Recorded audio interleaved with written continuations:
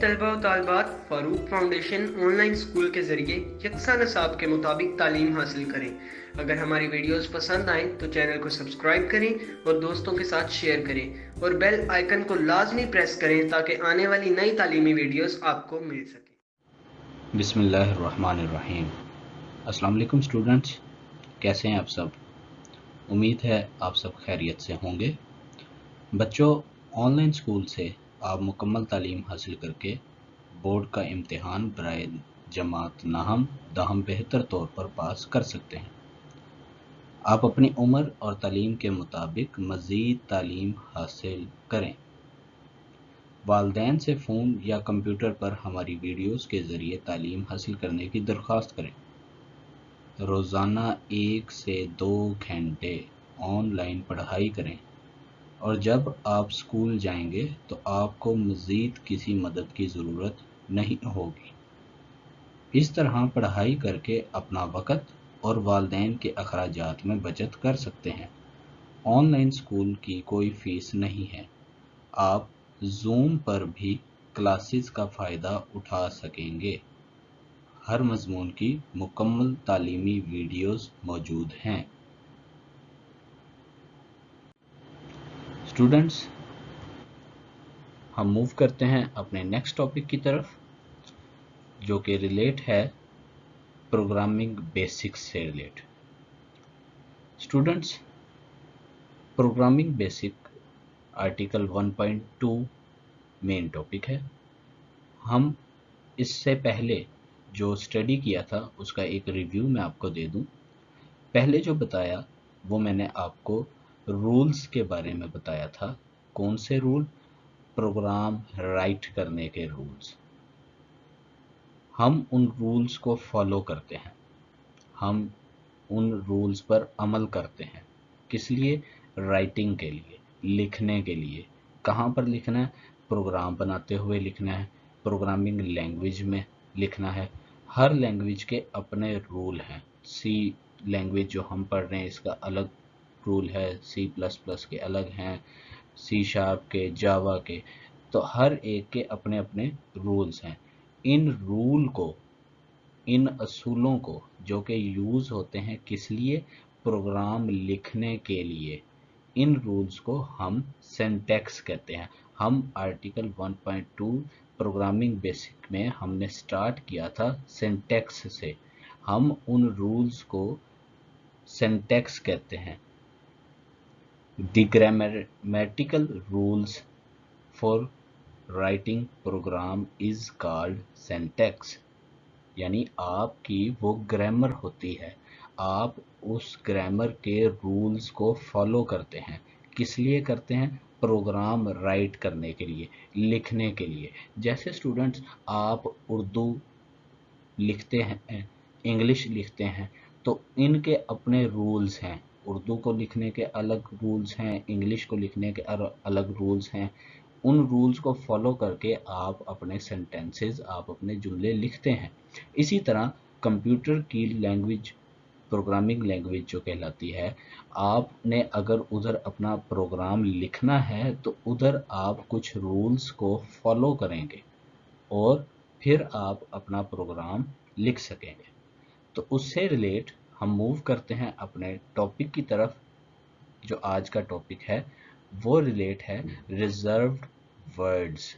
Reserve words का मतलब ये है कि ऐसे अल्फाज होते हैं जिनका मतलब पहले से बयान कर दिया गया होता है।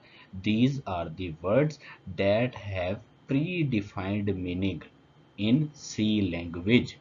यानी इनका मतलब, इनका जो रूल है वो पहले से बयान कर दिया गया होता है। इन अल्फाज का, इन वर्ड्स का जो मतलब है वो पहले से ही बयान कर दिया गया हुआ है। आप इसको यहाँ से स्टडी कर सकते हैं। Every programming language has a list of words. Her programming language अपने पास एक लफ्ज़ों की लिस्ट रखती है। किस लिए रखती है? डैट आर प्री डिफाइंड, जो कि पहले से प्री डिफाइंड कर दिए गए हैं। यहाँ तक बात समझ आ गई होगी उम्मीद है कि रिजर्व वर्ड्स कौन से हैं? जिनको पहले से, जिनके मतलब बयान कर दिए गए हैं। दीज आर दी वर्ड्स, ये वर्ड्स हैं, that have predefined meaning, पहले से बयान कर दिए गए हैं इनके मतलब। कहाँ पर? सी लैंग्वेज में। Each word has its specific meaning already known to the compiler. क्या कह रहा है? Each word has its specific meaning, हर लफ्ज का अपना एक मतलब है जो कि already known to the compiler, जो कि कंपाइलर को पहले से बता दिया गया है। क्या मतलब हुआ? कि हर लफ्ज का अपना एक अलग मतलब है जो कि कंपाइलर को पहले से बता दिया है। किसने बता दिया है? कंप्यूटर साइंटिस्ट ने, जिसने प्रोग्रामिंग लैंग्वेज लिखी है, सी लैंग्वेज लिखी है। These words are known as keywords और रिजर्व वर्ड्स। यहाँ से हम एक और मीनिंग लेते हैं। रिजर्व वर्ड्स का दूसरा नाम क्या है? कीवर्ड्स। ये कीवर्ड्स के तौर पर भी हम इनको लेते हैं, यानी ये ऐसे अल्फाज हैं जो कि कीवर्ड्स भी कहलाते हैं, जिनका मतलब कंपाइलर को पहले से ही बयान कर दिया गया है। यहाँ तक उम्मीद है आपको बात समझ आ गई होगी।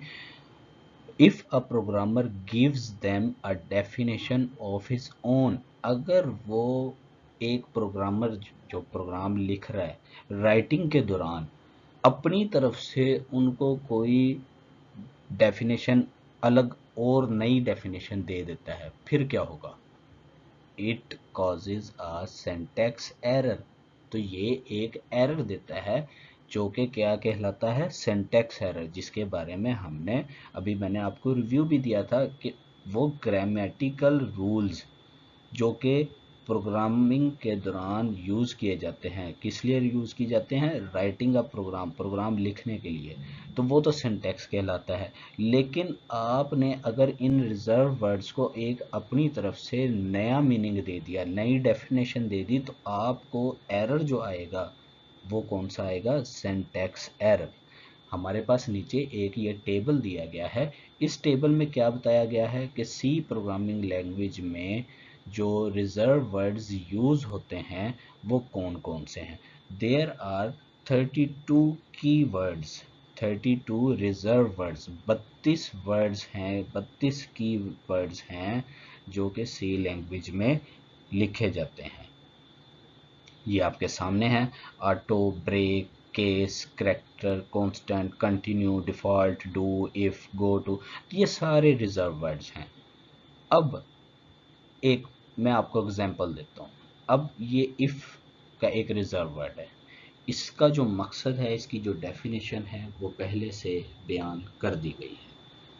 वो क्या है कि आप इफ के बाद एक कंडीशन लगाएंगे, आप इफ को यूज करेंगे किसी ना किसी कंडीशन के साथ। इसी तरह यहाँ पर हमें नज़र आ रहा है कि और भी कीवर्ड्स हैं, जैसे इंट है। इंट जो है वो डाटा टाइप के लिए यूज़ होता है। करैक्टर है वो उसके बाद हम बताएंगे कि वो डबल है। फ्लोटिंग टाइप करैक्टर कौन सा है? डू है, वाइल है। ये तमाम कीवर्ड्स हैं जिनके मीनिंग्स पहले से ही बता दिए गए हैं और हम इनको किसी और मकसद में, किसी और काम के लिए, किसी और मकसद के लिए अपनी तरफ से नई डेफिनेशन देकर यूज़ नहीं कर सकते। उम्मीद है आपको यहाँ तक बात समझ आ गई होगी। आप इस टेबल में एक चीज़ पर गौर कर सकते हैं। वो चीज़ क्या है कि तमाम के तमाम कीवर्ड्स वो लोअर केस लेटर में लिखे हैं, यानी तमाम के तमाम कीवर्ड्स स्टार्ट भी एक लोअर केस से हो रहे हैं और लिखे भी तमाम के तमाम जितने भी कीवर्ड्स हैं वो लोअर केस में रखे गए हैं, लिखे गए हैं वो, यानी छोटी ABC में लिखे गए हैं। यहाँ तक बात समझ आ गई होगी, तो हम मूव करते हैं अपने अगले टॉपिक की तरफ। Next topic article 1.2.2 structure of a C program. उससे पहले ये आपके लिए एक एक्टिविटी है कि आपने ये देखना है कि इन वर्ड्स में से कौन से रिजर्व वर्ड्स हैं जो सी लैंग्वेज में बयान कर दिए गए हैं। आपने उनको एनसर्कल करना है। ये आपके लिए एक छोटी सी असाइनमेंट है। हम मूव करते हैं article 1.2.2 that is related with structure of a C program. जैसे कि स्ट्रक्चर नाम से जाहिर है, जब हम प्रोग्राम लिखते हैं तो इसका एक स्टूडेंट ढांचा क्या है तैयार करते हैं। हमने लिखना कहाँ पर है अपना प्रोग्राम, हमने तैयार कैसे करना है, वो दिखेगा कैसे, उसका स्ट्रक्चर क्या है, खाका क्या है उसका, उसकी साख्त कैसी है, उसकी बनावट कैसी है, तो हमें ये पता होना चाहिए स्ट्रक्चर क्या है सी प्रोग्राम का। We can understand the structure of a C language program by observing the program written in figure 1.2। आपको मैंने लास्ट में टॉपिक में एक पिक्चर दिखाई थी, उस पिक्चर के अंदर आप देख सकते हैं कि हम अपना प्रोग्राम लिखते कैसे हैं। आइए अब हम इस फिगर 1.2 को थोड़ा सा एक्सप्लेन करते हैं कि हमने अपना प्रोग्राम किन स्टेप्स में से गुजर कर लिखा है, उसका स्ट्रक्चर कैसा है, उसकी बनावट कैसी है। We can see that a program can be divided into 3 main parts. आप अगर अपना वो टॉपिक दोहराएं, जहन में लेकर आएं, तो आप देख सकते हैं कि आपका जो प्रोग्राम है वो 3 मेन पार्ट्स में डिवाइड कर दिया गया है। First one is link section और उसका दूसरा नाम है हेडर सेक्शन। लिंक सेक्शन या हेडर सेक्शन, नाम से भी आपको थोड़ा सा अंदाजा हो गया होगा कि हेडर सेक्शन मतलब ये मेन सेक्शन है, मेन सबसे ऊपर वाला सेक्शन। While writing programs in C language, जब हम अपना प्रोग्राम सी लैंग्वेज में लिखते हैं, we make extensive use of functions, हम बहुत सारे फंक्शंस का बहुत ज़्यादा इस्तेमाल करते हैं। That are already defined in the language, और इन फंक्शंस को पहले से ही लैंग्वेज में डिफाइन कर दिया गया होता है। स्टूडेंट्स, यहाँ पर जो गौरतलब बात है वो ये है कि हम बहुत सारे फंक्शंस का यूज़ करते हैं प्रोग्राम लिखते हुए, लेकिन उन फंक्शंस की जो डेफिनेशन है वो प्रोग्रामिंग लैंग्वेज में पहले से ही डिफाइन कर दी गई होती है। But before using the existing functions, अगर उन फंक्शंस को जो पहले से ही जिनकी डेफिनेशन बयान कर दी गई है उनको यूज करने से पहले क्या करना होता है, we need to include the files, हमें उन फाइलों को शामिल करना होता है where these functions have been defined, यानी हमने उनको यूज तो करना है, लेकिन यूज करने से पहले हम उन फाइल को वहाँ पर कॉल करते हैं, इंक्लूड करते हैं जहाँ पर इनकी डेफिनेशन बयान की गई है। उन फाइलों को जहाँ पर इन फंक्शंस की डेफिनेशंस बयान की गई हैं, उन फाइलों को क्या कहते हैं, हेडर फाइल्स कहते हैं। हेडर फाइल्स क्या हैं, जो भी स्टेटमेंट्स, जो भी फंक्शंस आपके यूज होने होते हैं प्रोग्राम की मेन बॉडी में लिखे गए होते हैं, उनकी डेफिनेशन बयान कर दी गई होती है कि किसका क्या काम है, कौन से फंक्शन का, कौन सी स्टेटमेंट का क्या काम है, वो कहाँ पर बयान किया गया होता है, हेडर सेक्शन में, जिसका दूसरा नाम क्या है, link section. Link section, header section, ये एक ही नाम है। हेडर फाइल्स क्या हैं, ये क्या काम करती हैं, ये उन स्टेटमेंट्स, उन फंक्शंस की डेफिनेशन अपने अंदर रखती हैं जिनको हम मेन बॉडी में यूज़ करते हैं, उनकी डेफिनेशन ये अपने अंदर महफूज रखती हैं।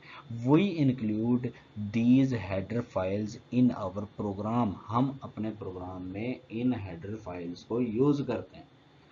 बाय राइटिंग, कैसे करते हैं, include statements at the top of the program, हम प्रोग्राम के टॉप के ऊपर एक इंक्लूड स्टेटमेंट का इस्तेमाल करते हैं ताकि उन हेडर फाइल को यूज किया जा सके, उनको इस्तेमाल में लाया जा सके। यहाँ तक उम्मीद है आपको बात समझ आ गई होगी कि लिंक सेक्शन और हेडर सेक्शन असल में उन फंक्शंस की डेफिनेशन अपने अंदर रखते हैं जिनको हम मेन बॉडी में यूज़ करते हैं, और उनकी डेफिनेशन पहले से ही लैंग्वेज बनाने वाले ने उनके अंदर स्टोर कर दी गई होती है, सेव कर देता है वो। मूव करते हैं अपने सेकंड मेन पार्ट की तरफ, जो कि स्ट्रक्चर के रिलेट है कि प्रोग्राम का स्ट्रक्चर कैसा होता है, उसका दूसरे पार्ट की तरफ मूव करते हैं। दूसरा पार्ट है मेन सेक्शन, लेकिन उससे पहले थोड़ी सा रीड करते हैं जैसे ये एग्जांपल में दिखाया गया है। इंक्लूड को यूज करते हैं स्टेटमेंट को, और उसके बाद आप हेडर फाइल का नेम देते हैं। General structure of an include statement is as follows. अच्छा, अब दूसरा पार्ट है मेन सेक्शन, तीसरा पार्ट है बॉडी ऑफ मेन फंक्शन। अब ये एक दूसरे से रिलेट हैं। यहाँ पर मेन फंक्शन सेक्शन को एक्सप्लेन करने से पहले वो यहाँ पर बताता है कि हेडर फाइल नेम क्या है। The name of any header file, ये किसी भी हेडर फाइल का एक नाम है। We have included a file stdio.h। आप अपने पिछले टॉपिक को थोड़ा सा रिकॉल करें, उसमें एक पिक्चर बयान की गई जिसमें लिखा था stdio.h that contains information related to input and output function। ये std से बनता है स्टैंडर्ड, io से बनता है इनपुट आउटपुट। अब ये अपने अंदर रखते क्या हैं, related to input and output functions, के ये आपकी इनपुट और आपकी आउटपुट से मुतल्लिका जो फंक्शंस हैं जो मेन बॉडी में यूज़ हो रहे होते हैं, उनकी डेफिनेशन अपने अंदर ये स्टोर रखती है header file. Many other header files are also available, बहुत सारी और भी हैं, जैसे कि यहाँ पर उसने math.h के बारे में हमें बताया है। ये किस लिए यूज़ हो रही है, contains all pre defined mathematics function, ये बहुत सारी जो मैथमेटिक के फंक्शंस हैं उनके बारे में ये मालूमात रखती है। सेकंड पार्ट है हमारे स्ट्रक्चर का मेन सेक्शन।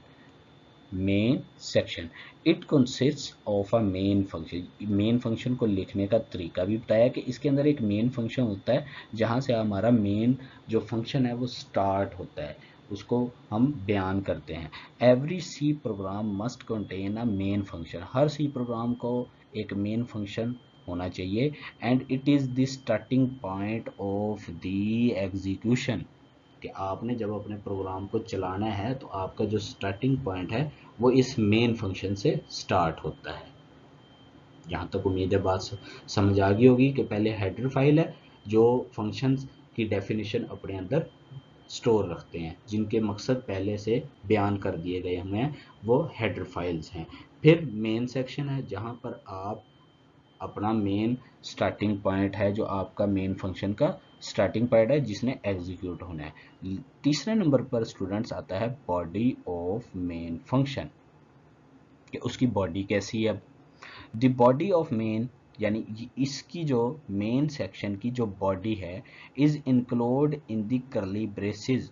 स्टूडेंट्स वो स्टार्ट होगी कहाँ से, करली ब्रेसेस से, और एंड भी होगी curly brace। All the statements inside these curly braces make the body of main function। Students, very important line, कि आपने इन curly brackets के अंदर एक स्टार्टिंग और एक एंडिंग, इनके अंदर जो भी स्टेटमेंट लिखेंगे वो बॉडी कहलाएगी, मेन बॉडी कहलाएगी। किसकी, फंक्शंस की। तमाम की तमाम statements, all the statements inside these करली ब्रेसेस क्या करती हैं, बॉडी ऑफ मेन फंक्शन बनाती हैं। द स्टेटमेंट्स जो हमें उस फिगर में दिखाई गई वो दिखाते हैं the statement print F hello world usage a pre defined function. हमें प्री डिफाइंड एक फंक्शन हमारा यूज हुआ जिसका नाम था print F two display the statement. अब ये प्रिंट एफ की जो स्टेटमेंट है ये क्या डिस्प्ले करेगी, हेलो वर्ल्ड। ये एक प्री डिफाइंड फंक्शन यानी ये जो स्टेटमेंट है ये एक प्री डिफाइंड, यहाँ से हमें पता लग गया कि प्रिंट एफ एक ऐसा फंक्शन है जिसका पहले से ही मकसद, जिसकी पहले से ही डेफिनेशन बयान कर दी गई है। किस लिए बयान की गई है? कि वो डिस्प्ले करे, आउटपुट दिखाए, किस चीज़ की? इस स्टेटमेंट की, हेलो वर्ल्ड। कहाँ पर? कंप्यूटर स्क्रीन पर। We can also create other functions in our program। हम अपने प्रोग्राम में और से भी functions यूज कर सकते हैं and use them inside the body। हम उनको भी मेन बॉडी के अंदर यूज कर सकते हैं। आप अपनी मेन बॉडी जो ये करली ब्रेसेस हैं इसके अंदर जितनी स्टेटमेंट्स चाहते हैं वो लिख सकते हैं। आप मज़ीद फंक्शंस को अपनी मेन के फंक्शंस के अंदर इस्तेमाल कर सकते हैं। तो अभी तक हमने स्टडी किया कि सी प्रोग्रामिंग लैंग्वेज के स्ट्रक्चर में 3 स्टेप्स हैं, 3 सेक्शन है। फर्स्ट वन इज हेडर और link section, second one is main section and third one is body of main function. यहां तक बात समझ आ गई होगी। मूव करते हैं। स्टूडेंट्स, इस पिक्चर को अब थोड़ा सा एक्सप्लेन किया गया है जिसका बार बार पहले जिक्र हो रहा था। तो आप देख सकते हैं कि ये एक इंक्लूड की स्टेटमेंट्स है जिसको हमने हेडर सेक्शन या लिंक सेक्शन में पढ़ा था कि यहाँ पर हम क्या करते हैं कि अपनी हेडर फाइल को बयान करते हैं, हेडर फाइल को लिखते हैं। तो ये हमारा जो पोर्शन है ये क्या हुआ? हमारा एक लिंक सेक्शन या हेडर सेक्शन जिसको बोलते हैं हम।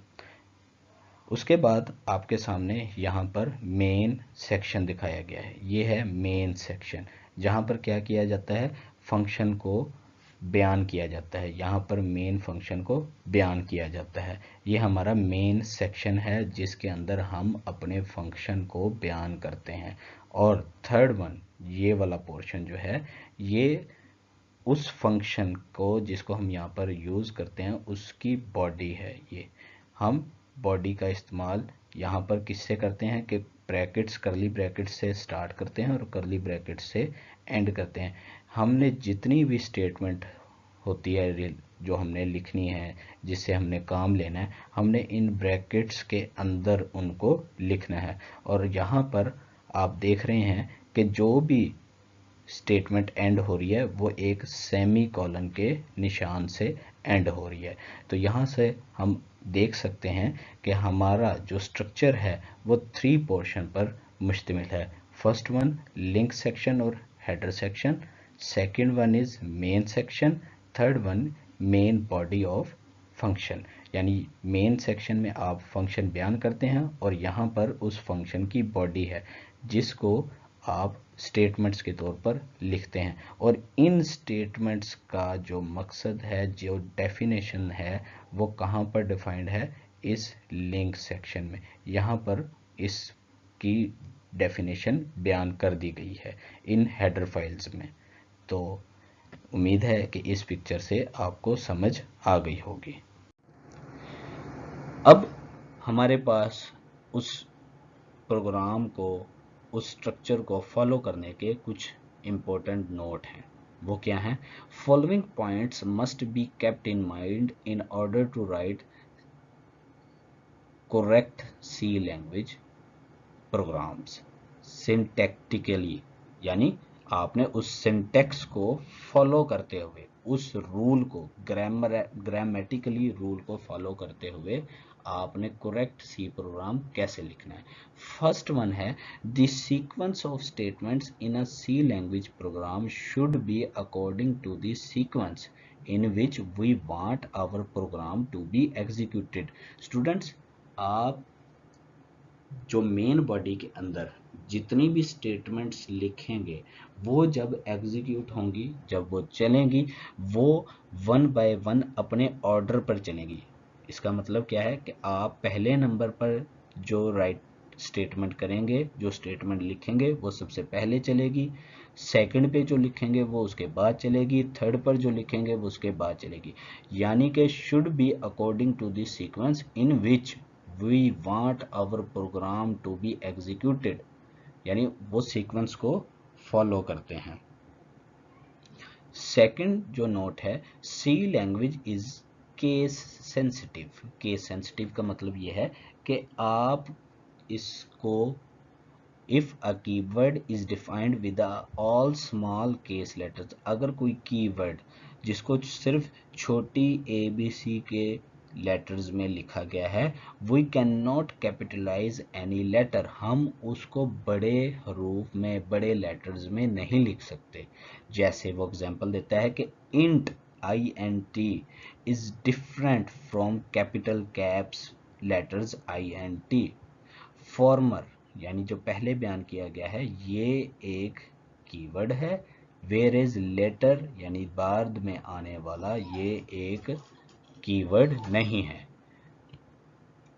Third one, each statement ends with a semicolon, यानी जो भी स्टेटमेंट है वो एक सेमीकोलन से एंड होगी, इस निशान से एंड होगी। आपने इन जब भी प्रोग्राम आपने राइट करना है, आपने इन 3 रूल्स को, 3 नोट्स को अपने जहन में रखना है। फर्स्ट वन क्या है कि आप जिस भी सीक्वेंस से अपनी स्टेटमेंट्स को चाहते हो कि इस तरह मेरा प्रोग्राम चले, तो आपने उसी सीक्वेंस को फॉलो करके अपनी स्टेटमेंट्स लिखनी है। सेकंड है कि ये सी लैंग्वेज एक केस सेंसिटिव है। फॉर एग्जांपल कि आप अगर एक कीवर्ड का मीनिंग स्मॉल लेटर्स में बयान कर दिया गया है तो आप उसको बड़े कैप्स में, बड़े हरूफ में, बड़े लेटर्स में नहीं लिख सकते। तीसरा ये है कि जो भी स्टेटमेंट आप लिखेंगे वो एंड किस पर होगी, एक सेमी कॉलन पर एंड होगी, यानी आपने हर स्टेटमेंट के एंड पे सेमी कॉलन लगाना है, सेमी कॉलन का इस्तेमाल करना है। उम्मीद है कि आपको आज का टॉपिक समझ आ गया होगा। नेक्स्ट लेक्चर में इंशाल्लाह फिर मुलाकात होगी, तब तक के लिए अल्लाह हाफिज़।